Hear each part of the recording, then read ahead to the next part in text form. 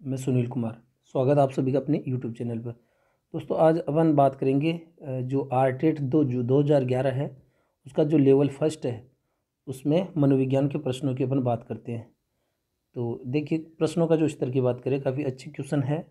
निश्चित रूप से आपको कुछ न कुछ सीखने को अवश्य मिलेगा। तो जो भी चैनल पर नए हैं चैनल को ज़रूर सब्सक्राइब करें और दूसरी बात वीडियो को पूरा ज़रूर देखें लास्ट तक। तो इसमें 30 क्वेश्चन है, लगभग अपन 15 मिनट में इन सभी क्वेश्चन को सॉल्व कर लेंगे। तो देखिए इसमें पहला क्वेश्चन है, खिलौनों की आयु किसे कहा जाता है। आपके सामने जो पहला क्वेश्चन क्या है, खिलौनों की आयु किसे कहा जाता है। देखिए एक चीज़ आप ध्यान रखें कि जो इसकी इंग्लिश वोकेबुलरी है या टर्मिनोलॉजी है उसको ज़रूर आप ध्यान रखिए, टॉय एज।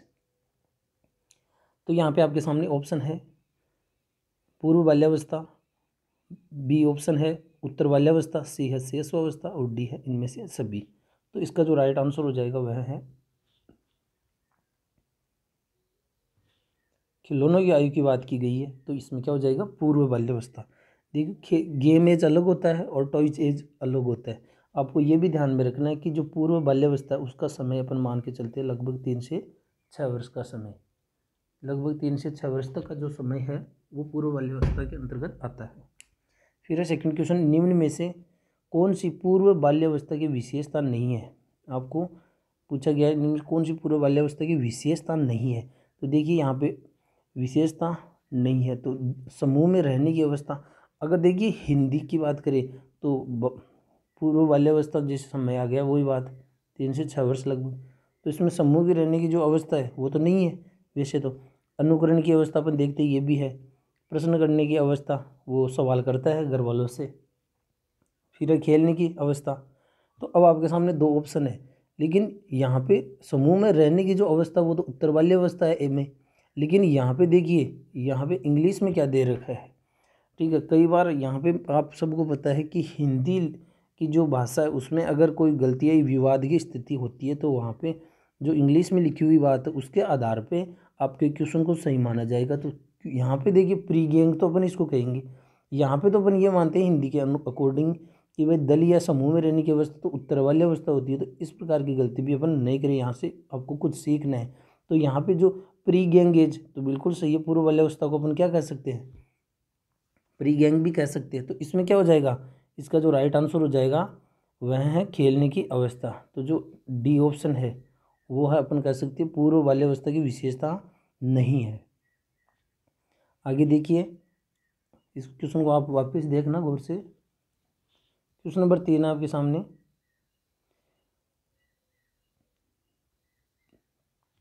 उत्तर बाल्यावस्था में बालक भौतिक वस्तुओं के किस आवश्यक तत्व में परिवर्तन समझने लगता है। तो देखिए जीन पियाजे के अनुसार अगर बात करें या ऐसे अगर बात करें, यहाँ उत्तर बाल्यावस्था की बात की जा रही है तो उत्तर बाल्यावस्था का समय क्या होगा पहले तो आपको ये पता होना जरूरी है। उत्तर बाल्यावस्था का जो समय मान के चलते हैं अपन 6 से 12 वर्ष का जो समय है वो उत्तर बाल्यावस्था का समय है। और 6 से 12 की अगर अपन बात करें जीन पियाजे के अनुसार तो वो अवस्था हो जाती है कौन सी, मूर्त संक्रियात्मक अवस्था। मूर्त संक्रियात्मक अवस्था। तो मूर्त संक्रियात्मक जो अवस्था है, मूर्त संक्रियात्मक अवस्था उसमें ये विशेषताएं आ जाती है कौन कौन सी, द्रव्यमान, संख्या और क्षेत्र। उसमें माना गया लगभग 9 वर्ष का जो बालक है उसमें ये सब चीज़ें देखने को मिल जाती है। जबकि जो दूसरी अवस्था है पूर्व संक्रियात्मक प्री ऑपरेशनल जो स्टेज है वहाँ पे इन सब चीज़ों का अभाव होता है। फिर है नेक्स्ट क्वेश्चन नंबर 4, आपको पूछा गया विकास का अर्थ है। देखिए आरटेट 2011 में जो क्वेश्चन आए थे उनमें बोर्ड ने भी कुछ क्वेश्चन का जो आंसर है गलत माना है, लेकिन इसका मतलब ये नहीं है कि हम उन आंसर के आधार पर आज हम चैलेंज कर सकें। आज हम चैलेंज करेंगे तो निश्चित रूप से हमारे पास तथ्य होना जरूरी है। ऐसा हम कहीं भी इस चीज़ को नहीं प्रूव कर सकते इस तरीके से कि ये पिछले 2011 में माना गया। तो आपके सामने बहुत ही महत्वपूर्ण क्वेश्चन है, विकास का अर्थ है। आपके सामने ऑप्शन है देखिए, परिवर्तनों की उत्तरोत्तर श्रृंखला, बी है अभिप्रेरणा के फलस्वरूप होने वाले परिवर्तनों की उत्तरोत्तर श्रृंखला, सी है अभिप्रेरणा एवं अनुभव के फलस्वरूप होने वाले परिवर्तनों की श्रृंखला, और डी है परिपक्वता एवं अनुभव के फलस्वरूप होने वाले परिवर्तनों की श्रृंखला। इस क्वेश्चन को अधिकतर लोगों ने गलत किया इसको। देखिए यहाँ पे सबसे पहले अपन इस डी ऑप्शन की बात करते हैं। भाई मेरे अनुभव अनुसार मैं अगर बात करूँ इस चीज़ को, तो यहाँ पे देखिए आप सबको पता है कि अधिगम की विशेषता ये तो कौन सी, परिपक्वता एवं अनुभव के फलस्वरूप होने वाले परिवर्तनों की श्रृंखला जो है वो अधिगम के अंतर्गत आती है। अब यहाँ पे एक बात आपको ध्यान ये भी रखनी है कि विकास में अभिप्रेरणा का कोई योगदान नहीं होता। भाई जो विकास है, विकास के अंतर्गत चाहे वो अब देखिए शारीरिक विकास की बात कर ले अपन या किसी का मानसिक विकास की बात कर ले, तो भाई किसी को मोटिवेट करने से किसी का शारीरिक या मानसिक विकास होता है क्या? किसी को मोटिवेट करने से शारीरिक या मानसिक विकास होता है क्या? आपको सबको पता है शारीरिक या मानसिक विकास नहीं हो सकता है। या उसका भावनात्मक विकास की बात करें तो मोटिवेशन तो आपको क्या है, किसी कार्य को करने के लिए प्रेरित करता है। विकास में उसका क्या योगदान है? तो ये दो ऑप्शन यहाँ से ये भी गलत हो रहे। तो यहाँ पे देखिए ये क्वेश्चन विकास किसे कहेंगे? व्यक्ति के शरीर में होने वाले जो परिवर्तन है, जो परिवर्तन कैसे होने चाहिए? सुधारात्मक। उत्तरोत्तर का मतलब क्या है? प्रोग्रेसिव। देखिए यहाँ पे दे रखा ना प्रोग्रेसिव। आज जो बालक है ना, मान लीजिए धीरे चल रहा है, कल वो तेज गति से चल रहा है। आज वो कोई धीरे लिख रहा है, कल तेज गति से लिख रहा है। आज वो उसकी स्मृति मेमोरी छोटे बच्चे की कम है, कल उसकी बढ़ रही है। ठीक है, आप कोई सा भी क्षेत्र देख लीजिए। ठीक है, आज वो कम शब्द बोल पा रहा है, कल वो ज़्यादा बोल रहा है। ठीक है, तो किसी भी क्षेत्र आज वो उसके चिंतन की जो है वो उतना ज़्यादा गहराई से चिंतन नहीं कर रहा है। आगे वो उसकी उत्तरोत्तर श्रृंखला यानी धीरे धीरे उसका चिंतन शक्ति बढ़ रही है, उसकी भाषा बढ़ रही है। तो विकास का अर्थ क्या है? परिवर्तनों की उत्तरोत्तर श्रृंखला है। लेकिन बोर्ड ने इसका जो क्वेश्चन है इसको गलत माना। बोर्ड ने इसमें ये ऑप्शन नहीं माना, दूसरा ऑप्शन इसमें से माना था। तो अभिप्रेरणा के फलस्वरूप होने वाले परिवर्तनों की उत्तरोत्तर श्रृंखला को उन्होंने विकास माना। तो ये ध्यान रखिए, आपको मैंने एक्सप्लेन कर दिया है। नेक्स्ट क्वेश्चन नंबर 5 आपके सामने है। विकास के संदर्भ में निम्न में से कौन सा कथन सत्य नहीं है? आपको ये पूछा गया निम्न कौन सा कथन सत्य नहीं है। तो देखिए कौन से, विकास की प्रत्येक अवस्था के अपने खतरे। देखिए विकास की विशेषताओं में बात करते हैं, विकास की प्रत्येक अवस्था के अपने खतरे भी होते हैं और अपनी विशेषताएं भी होती हैं।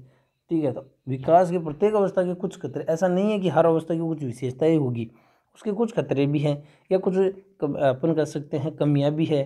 तो आप देखते हैं विकास के अंतर्गत हमारे शरीर में एक समय तक चाहे वो बुद्धि की बात करें या अपन व्यक्ति के शरीर से संबंधित विकास के कई क्षेत्र है जिसमें वृद्धि होती है, लेकिन एक समय के बाद में व्यक्ति की जैसे बुद्धि भी क्षीण होती जाती है। इसके अलावा उसके दांत है वो भी एक समय के बाद वो टूट जाते हैं, या उसको दिखना है जो अपन कह सकते हैं उसकी नज़र वो भी कमज़ोर हो जाती है। तो एक प्रत्येक अवस्था के कुछ विशेषताएं भी कह सकते हैं, कुछ खतरे भी हैं। ठीक है, फिर है विकास उकसावा या बढ़ावा देने से नहीं होता, तो ये कथन भी सही है। तो अब आपको खुद को पता चल गया इस कौन सा कथन इनमें सही नहीं है। तो सी, विकास सांस्कृतिक परिवर्तनों से प्रभावित होता है। विकास की में सब चीज़ें आ गई, यहाँ पे विकास में सब चीज़ें आ गई। अगर केवल कुछ चीज़ें आती है अकेले तो अपन कह सकते हैं कि वहाँ पे जैसे व्यक्ति की जो भाषा है वो सांस्कृतिक परिवर्तनों से प्रभावित होती है। तो भाषा तो प्रभावित होती है, लेकिन यहाँ पे विकास की संपूर्ण रूप से बात की तो उस व्यक्ति के जो विकास के सभी पहलू है वो संस्कृति से प्रभावित नहीं होती, ज़रूरी नहीं है। हालांकि कई चीज़ों पर इनका प्रभाव पड़ता है। नेक्स्ट क्वेश्चन देखिए कि निम्न में से कौन सा विकासात्मक कार्य उत्तर बाल्यावस्था से के उपयुक्त नहीं है? उत्तर बाल्यावस्था, देखिए बार बार मैं कह रहा हूँ कि आपको जो अवस्थाएं हैं उनका समय आपको पता होना चाहिए। उत्तर बाल्यावस्था का समय है 6 से 12 वर्ष। तो ये इस समय एक ऐसा है, इनमें एक विशेषता कौन सी नहीं है आपको देखना है। सामान्य खेलों के लिए आवश्यक शारीरिक कुशलताएं, तो बालक खेलों के लिए शारीरिक कुशलताएं विकसित कर ले। फिर है पुरुषोचित व स्त्रियोचित सामाजिक भूमिकाओं को प्राप्त करना। तो बालक इतना विकसित नहीं होता है कि वो पुरुषों के अनुरूप किस तरीके से व्यवहार करना और स्त्रियों के अनुरूप व्यवहार किस प्रकार करना है, और उसके किन किन भूमिकाओं का निर्वहन करना, वो सब सोच है अभी इस बाल्यावस्था जिसे अपन उत्तर बाल्यावस्था कहते हैं यहाँ पे विकसित नहीं होती। व्यक्तिगत आत्मनिर्भरता, हाँ तो बालक क्या है यहाँ पे, जहाँ पे प्रारंभ में बच्चा घर वालों पे डिपेंड रहता है, अब यहाँ पे विद्यालय जाने लग जाता है। तो ये एक ऐसी अवस्था है अपन मान के चलते हैं कि यहाँ पे बालक अपने आत्मनिर्भर हो जाता है, अपने हम उम्र बालकों के साथ रहता है। तो वो गैंग एज तो आपको पता ही यहाँ पे। ठीक है, अब इसको गिरो अवस्था भी अपन कह सकते हैं और गैंग एज भी अपन इसको कह सकते हैं। नेक्स्ट क्वेश्चन क्वेश्चन नंबर 7 देखिए, सामान्य परिपक्व से पहले प्रशिक्षित करना प्राय। देखिए बालक परिपक्व नहीं हुआ है, लेकिन उससे पहले आप उसको प्रशिक्षण देते हैं, जैसे चाहे वो बात कर सकते हैं। जैसे एक बच्चा जो है 12 महीने का होता है तब वो सामान्य शब्दों को बोलने लगता है, आप उसको 6 महीने 7-8 महीने पर बोलने का प्रशिक्षण दे रहे हैं, तो इसका क्या प्रभाव पड़ता है। तो सामान्य कौशलों के निष्पादन के संदर्भ में लाभकारी होता है। बी है कुल मिलाकर हानिकारक होता है। सी दीर्घकालिक दृष्टि से लाभकारी होता है। और डी है लाभकारी हो या हानिकारक। इस पर निर्भर करता है कि प्रशिक्षण में किस प्रकार की विधि का प्रयोग किया गया। देखिए अपन बालकों को पहले प्रशिक्षण देते हैं, तो ये जरूरी नहीं कि हमारे वो प्रशिक्षण देके जाते हैं कि आप कौन से वो प्रशिक्षण है। आप कुछ प्रशिक्षण ऐसे हैं जो कुछ लाभदायक अपन मान सकते हैं, और कुछ ऐसे हैं जो लाभकारी नहीं है। जैसे बालक चलना 12 महीने में सीख रहा है और आप उसको 7 महीने में उसको चलना सिखाने के लिए उस पर दबाव बना रहे हो या बहुत प्रशिक्षण दे रहे हो, तो कहने का मतलब है कहीं पे वो चीज़ बेनिफिट है, कहीं पे नुकसान है। तो ये इस बात पर निर्भर करेगा कि वो कौन सी विधि उसके लिए प्रयोग में ली गई है। तो यहाँ पे क्वेश्चन नंबर जो 7 है उसका राइट आंसर हो जाएगा डी। क्वेश्चन नंबर 8 देखिए, राजू 5 वर्ष का राजू अपनी खिड़की से बाहर तूफान को देखता है। बिजली चमकती और कड़कने की आवाज़ आती है। बिजली चमकती है और कड़कने की आवाज़ आती है। राजू शोर सुनकर उछलता है। बार बार यह घटना होती है। फिर कुछ देर शांति के बाद बिजली कड़कती है। राजू बिजली की गर्जना सुनकर उछलता है। राजू का उछलना सीखने के किस सिद्धांत का उदाहरण है। तो देखिए ये जो सिद्धांत कौन सा आपको पता होना चाहिए। ए शास्त्रीय अनुबंधन, बी क्रिया प्रसूत अनुबंधन और सी प्रयत्न एवं गुण। मैं फिर कहता हूँ कि देखिए जब तक क्वेश्चन हमारे समझ में नहीं है तब तक आपको ऑप्शन देखने का कोई बेनिफिट नहीं है। यहाँ पे देखिए बिजली चमकना और उसके तुरंत बाद कड़कने की आवाज़। बिजली जो चमकती है वो क्या है, यूसीएस है। आपको बिजली जो चमकना है वो क्या है, यूसीएस है। और कड़कने की जो आवाज़ है, बिजली जो चमकती है और उसके बाद कड़कने की जो आवाज़ है वो क्या है, सीएस है। यहाँ पे देखिए बार बार बिजली चमकती है, उसके बाद लास्ट में देखिए यहाँ पे बिजली की गर्जना सुनकर वो चमकने लगता है। आपको पता है कि पहले क्या है, बिजली चमकती है या अपन कह सकते हैं यहाँ पे बिजली के कड़कने की आवाज़। तो इसमें लास्ट में क्या होता है, जब ये दोनों चीज़ें बार बार एक ही समय अंतराल पर घटित होती है तो एक समय ऐसा आता है कि उनमें वो चीज़ क्या हो जाती है, अनुबंधन हो जाती है। और अनुबंधन होने के बाद में क्या है, जैसे ही वो बिजली चमकती है फिर भी बालक क्या है, डरने लगता है। बालक क्या करता है, डरने लगता है। तो यहाँ पे देखिए ये जो है पावलोव के शास्त्रीय अनुबंधन सिद्धांत से संबंधित हो गया। देखिए जहाँ पे बालक का डरना है, गर्जना होगी तो गर्जना से सभी व्यक्ति डरते हैं। जहाँ पे सभी के लिए जो चीज़ लागू हो जाती है ना, तो उसको हम यूँ कह सकते हैं क्या कि ये एक क्या है, स्वाभाविक प्रतिक्रिया है। ठीक है। सकारात्मक दंड निम्न में से कौन सा उदाहरण है। देखिए दंड के आपने प्रकार पढ़े होंगे और नहीं पढ़ा हो तो आप यहाँ पे वीडियो डाला हुआ है इस ऐप पर।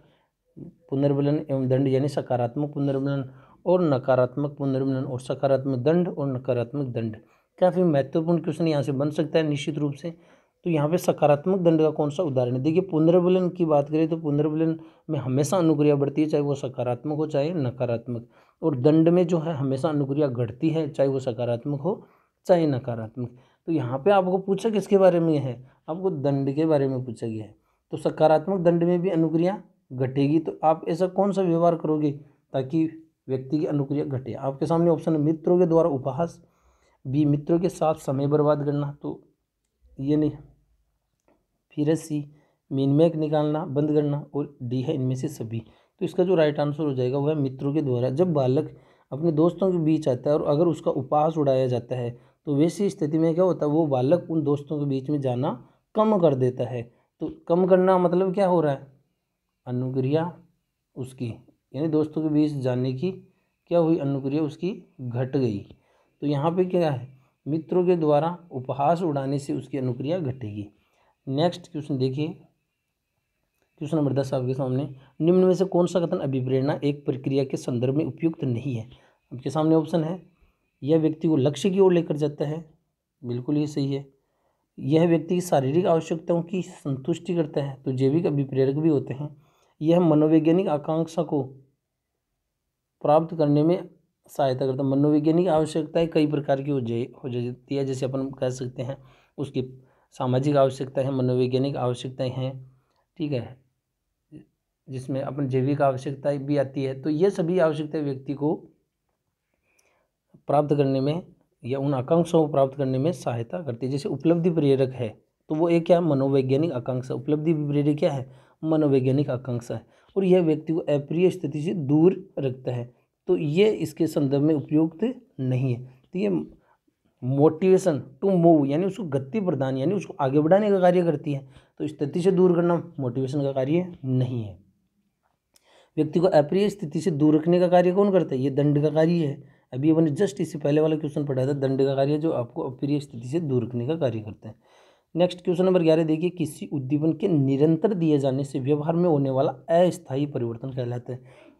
तो देखिए यहाँ पे आपके सामने ऑप्शन है अभ्यस्तता, बी है अधिगम, सी है अस्थायी अधिगम और डी है अभिप्रेरणा। तो देखिए अधिगम आप मत करना यहाँ पे, क्योंकि अधिगम तो क्या व्यक्ति के व्यवहार में होने वाला अपेक्षाकृत स्थायी परिवर्तन होता है। तो यहाँ पे अधिगम तो नहीं होगा, ठीक है। होने वाला अस्थायी परिवर्तन, किसी उद्दीपन के निरंतर दिए जाने से व्यवहार में होने वाला अस्थायी परिवर्तन, ये भी नहीं होगा। अस्थायी अधिगम और अस्थायी अधिगम तो यहाँ पे होगा ही नहीं, क्योंकि उसकी प्रकृति तो कैसी है, स्थायी है। अब आपके सामने ऑप्शन एक बचा अभ्यस्तता, तो इसका राइट आंसर हो गया अभ्यस्तता। अब इसको समझिए अभ्यस्तता क्या होती है। देखिए क्या होता है कि जैसे एक साधारण उदाहरण लेते हैं, मान लीजिए आप एग्ज़ाम सेंटर पे है और वहाँ पे क्या होता है, मान लीजिए आसपास में कोई जो अपन कह सकते हैं लोहे को पीटने वाले की दुकान है, ठीक है। वो पूरे दिन हथौड़े से वो उस लोहे की आवाज़ आती है, ठीक है, उसको पीटने से। तो वो आवाज़ क्या होता है, आप शुरुआत में जैसे मान लीजिए आप नई जगह हैं या शोरगुल हो रहा है, तो वैसी स्थिति में आप क्या करोगे, शुरुआत में तो आपको थोड़ी सी प्रॉब्लम होगी, आपको डिस्टर्बेंस होगा, लेकिन धीरे धीरे थोड़ा सा समय बीतेगा, उसके बाद में क्या हो जाएगा, आप अभ्यस्त हो जाओगे। यानी आपको पता नहीं चलेगा फिर कि ये बाहर शोरगुल हो रहा है। कई बार होता है कि हम शुरुआत में डिस्टर्ब होते हैं किसी शोरगुल से, लेकिन उसके बाद में वो चीज़ चलती रहती है और आप भी अपने कार्य में मस्त हो जाते हैं। तो उसको कहते हैं अभ्यस्तता, उसको क्या कहते हैं, अभ्यस्तता, ठीक है। जैसे मान लीजिए दूसरा उदाहरण लेते हैं, जैसे मान लीजिए आप ऐसे एग्ज़ाम सेंटर पे है, जैसे मान लीजिए वो टीन शेड का बना हो और वहाँ पे बरसात आ रही है, तो वो बरसात में क्या होगा, वो बरसात से वो जो टीन शेड है उसमें आवाज़ आएगी, बरसात गिरेगी, तो सीधी सी बात है। तो वो शुरुआत में आपको डिस्टर्बेंस होगा, लेकिन आप धीरे धीरे क्या होगा, आप अभ्यस्त हो जाओगे।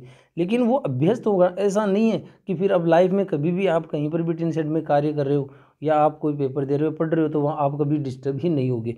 वो आपके लिए कुछ समय के लिए आपको क्या है, अपन कह सकते अभ्यस्त कर देता आपको मानसिक रूप से, फिर आपको उसके ऊपर कोई प्रभाव नहीं पड़ता है, ठीक है। तो आगे देखिए क्वेश्चन नंबर 12, विद्यार्थियों की अभिवृत्तियों में परिवर्तन करने के लिए निम्न में से किस विधि का प्रयोग अध्यापक को नहीं करना चाहिए, ठीक है। तो देखिए दबाव से किसी बात या विचार के लिए राज्य करना, तो पहला शब्द क्या है यहाँ पे नेगेटिव आ गया। फिर किसी विचार को दोहराना व दृढ़तापूर्वक, ठीक है, दृढ़ता यानी अपने कह सकते हैं किसी बात को मजबूती से रखना, ये कोई नेगेटिव वर्ड नहीं है, ये सही है। किसी प्रशंसनीय व्यक्ति के द्वारा समर्थन या स्वीकृति, ये भी सही। संदेश के साथ साहचर्य स्थापित, ये भी सही है। तो दबाव के साथ विचार के लिए राजी करना, ये एक अध्यापक को नहीं करना चाहिए। नेक्स्ट क्वेश्चन नंबर 13 देखिए, ये भी काफ़ी महत्वपूर्ण है। अब देखिए इसमें इसको भी बोर्ड ने गलत माना है। इसमें देखिए उपलब्धि अभिप्रेरक, और आपको अधिकतर जो टीचर्स हैं वो भी आपको वैसे पढ़ा रहे हैं और आप उन सब चीज़ों को सीख रहे हैं, पढ़ रहे हैं, चल रहा है वो सिस्टम, क्योंकि स्टूडेंट्स को भी क्या है, वो सब चीज़ें चटपटा मैटर चाहिए, तो बस वो उनको सीख रहे हैं। देखिए जो चीज़ें होती हैं, नॉलेज जो है काफ़ी उसमें सहज सरल भाव से दिया जाता है और वही वास्तविक नॉलेज होता है। आपको बढ़ा चढ़ाकर या आजकल के समय में आपको आकर्षित करने के लिए जो चीज़ें दी जाती है वो रियलिटी नहीं होती है और उन चीज़ों का बेनिफिट भी नहीं होता। आप ये चीज़ जानते भी हैं, जैसे डॉक्टर्स भी वही फूड बताते हैं जो साधारण है, न कि आपको वो भोजन बताते हैं कि जो आपको स्वादिष्ट लगे या जो आपके लिए शरीर के लिए हानिकारक है। तो ये चीज़ सब जगह लागू होती है। अगर आपको आगे बढ़ना है, जीवन में कुछ सीखना है, तो निश्चित रूप से आपको भीड़ से अलग हटकर सोचना होगा, भीड़ से हटकर अलग चलना होगा। देखिए उपलब्धि आपको पहचान स्वयं को करनी होगी, क्योंकि आपका भला आपके हाथ में है। उपलब्धि अभिप्रेरक के संबंध में निम्न में से कौन सा कथन सही है। उपलब्धि अभिप्रेरक यानी एक साधारण अपन यूँ कह सकते हैं कि व्यक्ति कुछ अचीवमेंट है, वो चाहता है कि कुछ बड़ा करे या अपन कह सकते हैं वो जीवन में आगे बढ़े। तो व्यक्ति की जो है ना वो सबसे पहले होती है उपलब्धि, कि मैं किस स्तर पे जाना चाहता हूँ, मैं क्या प्राप्त करना चाहता हूँ, वो उसका उपलब्धि। वो व्यक्ति जिस प्रकार की धारणाएं बनाएगा कि मैं इस स्तर पे जाना चाहता हूँ, मैं इतने नंबर लाना चाहता हूँ, तो वो उसको क्या कह सकते हैं अपन, एक तरीके से उपलब्धि अभिप्रेत। तो व्यक्ति का बड़ा सोचना जो है ना वो उसके घर परिवार से प्रारंभ होता है कि आपको इस क्षेत्र में आगे बढ़ना है, आपको इसमें इतने नंबर लाना है, वो क्या है, आपकी उपलब्धि अभिप्रेरक है। तो यहाँ पे देखिए आपको सही कथन देखना, उपलब्धि अभिप्रेरक जीवित रहने के लिए आवश्यक। बोर्ड ने ये ऑप्शन माना है, लेकिन आप सबको पता है कि उपलब्धि अभिप्रेरक जीवित रहने के लिए आवश्यक नहीं है, ये तो जैविक अभिप्रेरक होता है। लेकिन मैंने कहा ना कि देखिए जरूरी थोड़ी है कि बोर्ड को सारा नॉलेज है, ठीक है, उन्होंने अपने अनुभवों उस समय के आधार पर बताया, लेकिन उन सब चीज़ों को आप सत्य नहीं माने। बोर्ड ने पहला ऑप्शन माना था वो गलत है। अब देखिए कौन सा कथन सही है। यदि व्यक्तिगत क्षमताओं की संतुष्टि महत्वपूर्ण है तो उपलब्धि प्रेरक को विकास प्रेरक कहा जा सकता है। तो उपलब्धि प्रेरक को कभी विकास प्रेरक नहीं कह सकते। सी है, यदि व्यक्तियों के मध्य प्रतियोगिता पर बल है तो उपलब्धि अभिप्रेरक को सामाजिक अभिप्रेरक कहा जा सकता है। तो इसका राइट आंसर क्या हो जाएगा, सामाजिक अभिप्रेरक। व्यक्ति समाज में आगे बढ़ने के लिए अपनी अपनी कुछ अपन कह सकते हैं आकांक्षाओं का निर्धारण करता है कि मेरे को किस स्तर पर आगे बढ़ना है, किस क्षेत्र में आगे जाना है, तो वो उपलब्धि अभिप्रेरक एक सामाजिक अभिप्रेरक है। तो यहाँ पे क्वेश्चन नंबर 13 में राइट आंसर हो जाएगा सी। क्वेश्चन नंबर देखिए आगे, क्वेश्चन नंबर 14। 7 से 10 वर्ष की अवस्था में बालक रुचि लेना प्रारंभ कर देता है। आपके सामने ऑप्शन है, ए धर्म में, बी मानव शरीर में, सी यौन संबंधों में, और डी है विद्यालय में। तो देखिए धर्म में ना जो ये किशोरावस्था में आते, धर्म है, मानव शरीर है और यौन संबंध, ये किशोरावस्था की विशेषता है। आपको उत्तर बाल्यावस्था की पूछिए तो इस समय बालक जो विद्यालय में रुचि लेने लग जाता है। कौन सा सिद्धांत व्यक्त करता है कि मानव मस्तिष्क एक बर्फ की बड़ी चट्टान के समान है जो कि अधिकांशतः छिपी रहती है एवं उसमें चेतन के 3 स्तर है। आपके सामने ऑप्शन है गुण सिद्धांत ए, बी है प्रकार सिद्धांत, ठीक है, सी है मनोविश्लेषणात्मक सिद्धांत और डी है व्यवहार। तो इसका जो राइट आंसर हो जाएगा वह है मनोविश्लेषणात्मक जो सिद्धांत किसने दिया, सिगमंड फ्राइड ने, और उन्होंने मानव मस्तिष्क की तुलना एक बर्फ के बड़े चट्टान से की है जिसको क्या कहते हैं, आइसबर्ग, जिसको क्या कहते हैं, आइसबर्ग। ये भी अलग से क्वेश्चन पूछा गया था इतना सा कि बर्फ की जो चट्टान है उसको सॉरी बर्फ की जो बड़ी चट्टान है उसको अपन क्या कहते हैं, आइसबर्ग कहते हैं। क्वेश्चन नंबर 16 देखिए, कुछ लोगों का कहना है कि जब बालकों को गुस्सा आता है तो वे खेलने के लिए चले जाते हैं जब तक कि पहले से अच्छा महसूस नहीं करते। उनके व्यवहार में निम्न में से कौन प्रतिरक्षा तंत्र परिलक्षित है। देखिए आपके सामने ऑप्शन है, ए प्रक्षेपण, बी विस्थापन, और सी है प्रतिक्रिया निर्माण, और डी है उदात्तीकरण। देखिए इस क्वेश्चन को भी बोर्ड ने गलत माना है और इसका फाइनल आंसर मैं बताऊंगा आपको, और वो क्यों हुआ वो भी मैं आपको संतुष्ट करूंगा। आपके सामने ऑप्शन है प्रक्षेपण, अपनी बात को दूसरों पर युक्ति के रूप में डालना या दूसरों पर थोपना, तो वो तो प्रक्षेपण होता है। तो यहाँ पे ऐसा कुछ नहीं है, यहाँ पे बात की जा रही है कि बालकों को गुस्सा आता है और वो खेलने के लिए चले जाते हैं। इसमें बोर्ड ने माना था बी विस्थापन, इसमें बोर्ड ने क्या माना था, विस्थापन माना था। तो विस्थापन में क्या होता है, व्यक्ति को जो संवेग मिलता है उसको उसी रूप में वो आगे बढ़ा देता है, आप सबने पढ़ा है। तो आप उसकी विशेषताओं के आधार पर देखिए क्या ये सही हो रहा है कि जैसे उसमें आपने देखा है कि एक जो अधिकारी है टीचर को डांटता है और टीचर बच्चों को पीटता है। यहाँ पे उसने डांटा तो एक अपन कह सकते हैं वो संवेग ही उसने आगे विस्थापित कर दिए। विस्थापन का मतलब है विस्थापित करना आगे। एक सास और बहू के झगड़ा होने पर जो है बहू को जो गुस्सा आता है वो उस गुस्से को बच्चों पे निकाल देती है, तो वो उसने क्या है किया, विस्थापित किया। यहाँ पे आप ये देखिए क्या बालकों को गुस्सा आया तो उसने उस गुस्से को अपने से नीचे वालों पे क्या विस्थापित किया गया, नहीं किया। यहाँ पे बालक खेलने के लिए जा रहे हैं तो खेलना क्या, गुस्से को विस्थापित कर रहे हैं वहाँ पे नहीं। यहाँ पे फिर है प्रतिक्रिया नियम, प्रतिक्रिया निर्माण। तो अपन कह सकते हैं कि व्यक्ति जो कुछ बनना चाहता है उससे विपरीत दिशा में संतुष्ट होना। जैसे व्यक्ति कोई अमीर बनना चाहता है वह अमीर नहीं बन पाता है तो वह उस गरीबी के बारे में ही काफ़ी विशेषताएं देखने लगता है, वो प्रतिक्रिया निर्माण। अब आपके सामने ऑप्शन बचा उदात्तीकरण। उदात्तीकरण सब्लिमेशन, उदात्तीकरण को क्या कहते हैं, सब्लिमेशन, जिसको आपको पता हो मार्गांतीकरण भी कहते हैं। जिसको क्या कहते हैं, मार्गांतीकरण। अब मार्गांतीकरण क्या है, शब्द में देखिए मार्ग का परिवर्तित करना। तो मार्गांतीकरण देखिए बच्चों को जब गुस्सा आता है तो वे उस गुस्से को सही दिशा में मोड़ देते हैं, तो वो क्या है, वो खेलने के लिए जा रहे हैं।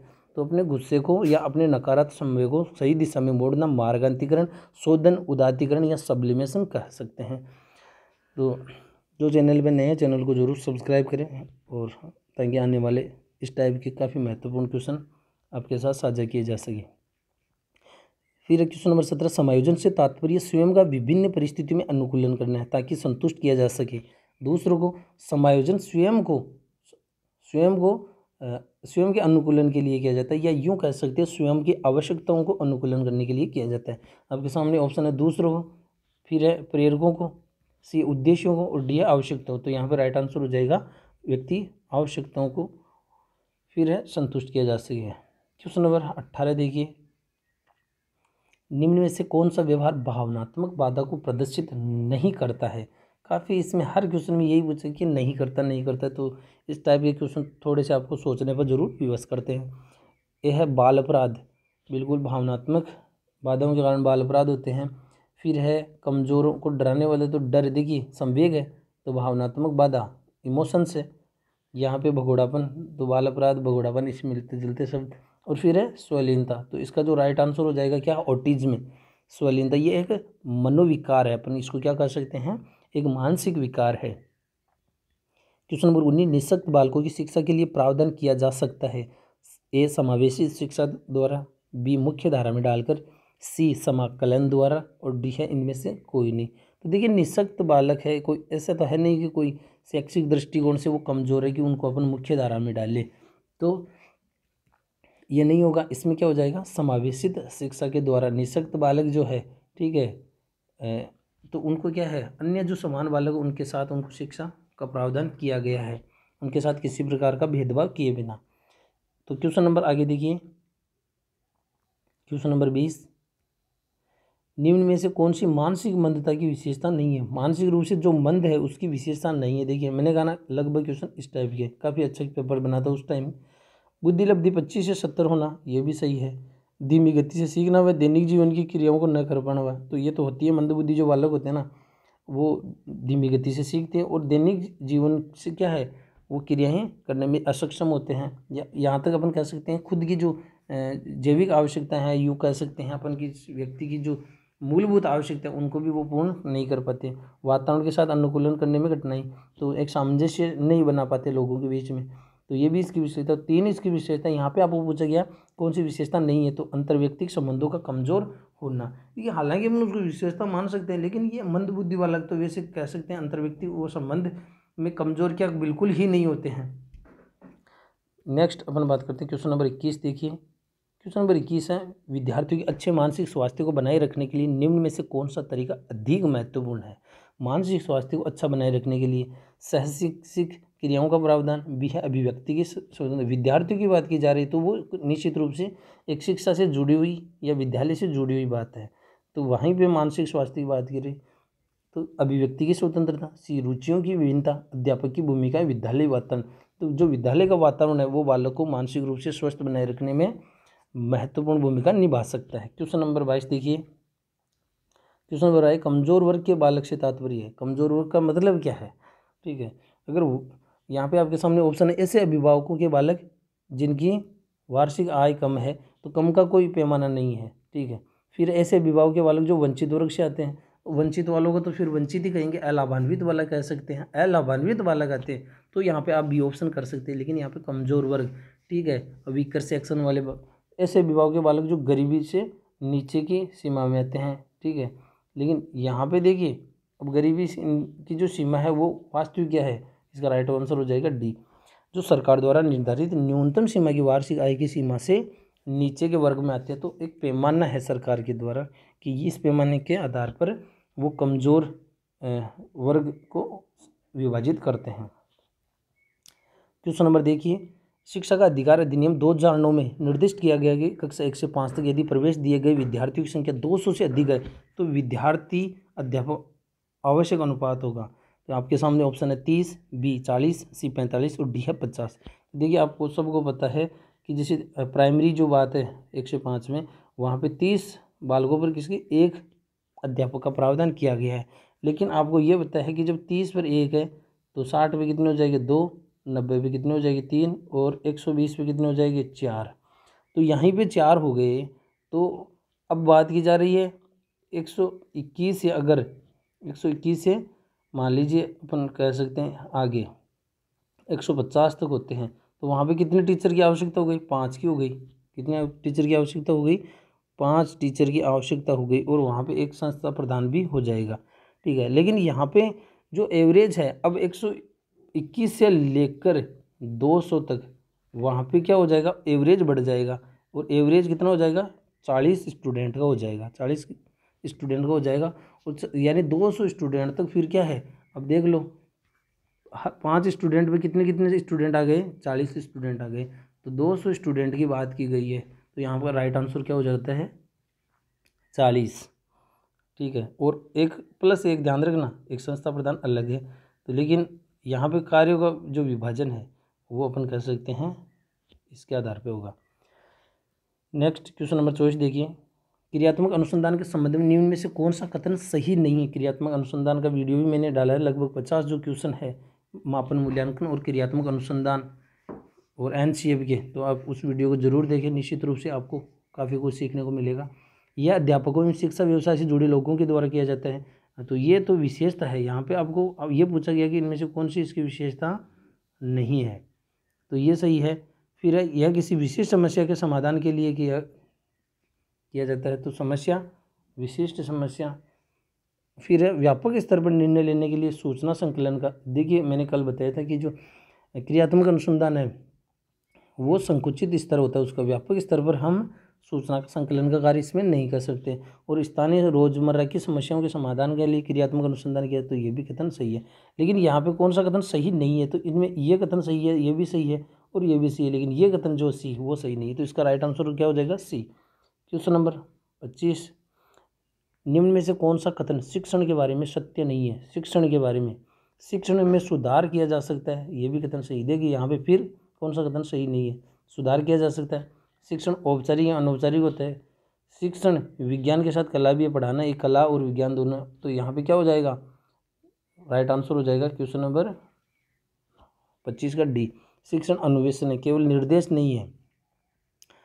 क्वेश्चन नंबर 26 देखिए, एनसीएफ 2005 में गुणवत्ता आयाम शीर्षक के अंतर्गत अधिक महत्व दिया गया है, भौतिक संसाधनों को नहीं। शिक्षित हैं अभिप्रेरित अध्यापकों को गुणवत्ता की बात की जा रही है, तो फिर देखिए आगे बालकों के लिए ज्ञान के संदर्भ के संरचित अनुभवों को, तो इसका राइट आंसर हो जाएगा बालकों के लिए संरचित अनुभव व पाठ्यक्रम सुधार। संरचित अनुभव अपन कह सकते हैं, ठीक है, जिसमें व्यक्ति के स्वयं अनुभव या क्रिया करते हुए वो ज्ञान का निर्माण करें, उसकी रचना करें, उसका, जिसको अपन कर सकते हैं निर्मितवाद, और पाठ्यक्रम के सुधार को। क्वेश्चन नंबर 27 देखिए, क्वेश्चन नंबर 27 आपके सामने, राष्ट्रीय पाठ्यचर्या रूपरेखा एनसीएफ 2005 में निम्न में से किस परीक्षा संबंधी सुधारों को सुझाया गया है? ये परीक्षा संबंधी यहीं पे बात कर दी है, तो आप यहीं से आप समझ सकते हैं। पहला ऑप्शन है कक्षा 10 की परीक्षा ऐच्छिक, बी है विद्यालय शिक्षा की विभिन्न अवस्थाओं पर राज्य स्तर की परीक्षा संचालन, सी है प्रतियोगी प्रवेश परीक्षाओं को ऐच्छिक, और डी है इनमें से सभी। इसका राइट आंसर हो जाएगा कक्षा जो 10th है, क्लास 10th है, उसकी जो परीक्षा है वो ऐच्छिक होनी चाहिए, ये इसमें सुझाव दिया गया। क्वेश्चन नंबर 28 देखिए आप, दबाव को कम करने एवं परीक्षाओं में सफलता के लिए क्या आवश्यक है? कम अवधि की परीक्षाओं में अंतरण, बी है विद्यालय शिक्षा की विभिन्न चरणों में परीक्षाओं का आयोजन, सी है वार्षिक व अर्धवार्षिक परीक्षाएं, और डी है विभिन्न प्रवेश परीक्षाओं के लिए विभिन्न एजेंसियों की स्थापना।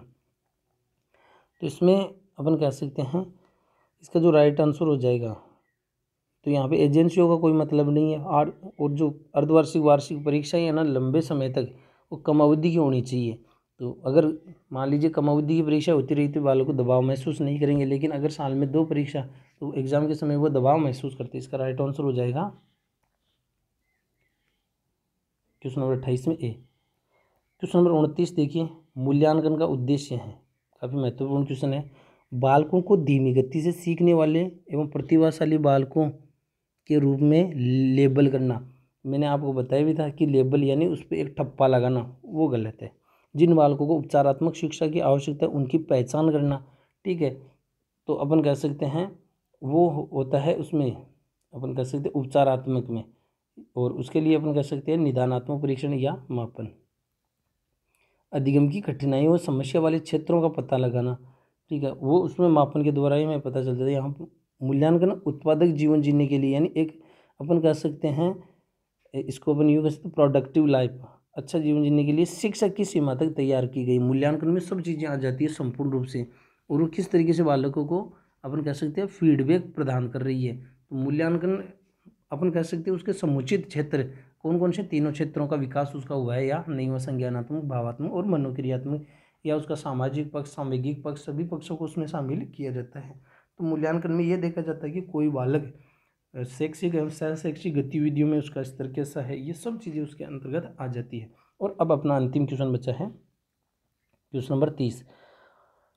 प्राथमिक विद्यालयों में के बालकों के लिए निम्न में से किससे बेहतर मानते हैं? जो प्रारंभिक एनसीएफ की भी अगर बात करें तो आपको पता है कि वो किसको बेहतर मानती है। वीडियो के द्वारा वीडियो अनुरूपण, बी है प्रदर्शन, सी है स्वयं के द्वारा किया गया अभ्यास, और डी है इनमें से सभी।